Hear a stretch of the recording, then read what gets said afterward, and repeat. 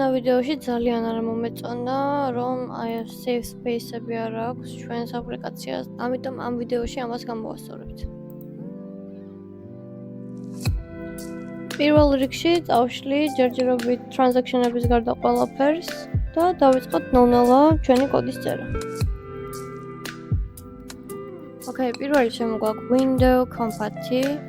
აქედან მოგვაქვს set default system windows-ი, რომელსაც აქვს ორი პარამეტრი. პირველი ეს არის window და მეორე არის false-ი. ასევე შემოვიტანოთ set content view, რომელიც ჩვენ წეგან წავშალეთ, ეს შიგნით შემოგვაქვს r layout activity main-ი. და შემოვიტანოთ root view. Root view იქნება find view by id-ით ნაპოვნი view. შესაბამისი ID უნდა ჩავწეროთ r-id main-ი. შემოგვაქვს view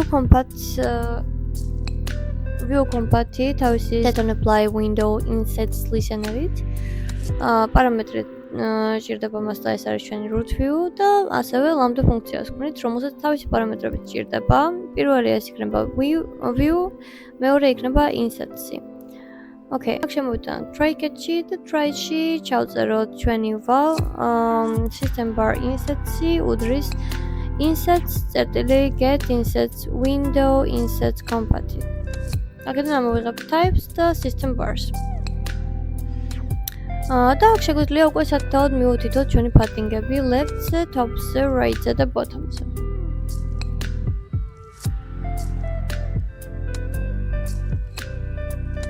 საბოლოო ჯამში ვეტყვით, რომ ეს ყველაფერი შევასრულეთ და გამოვიძახებ window insets compat და consumed რომ დასრულებულია ჩვენი მუშაობა.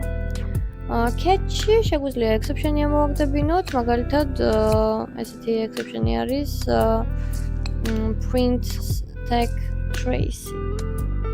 ბოლოში დავუწეროთ insets-ი და შეგვიძლია დავტოვოთ ჩვენი transaction-ი, რომ ჩვენი კონტენტი გამოჩნდეს. გავუშვათ აპლიკაცია, ვნახოთ როგორ გამოჩნდება.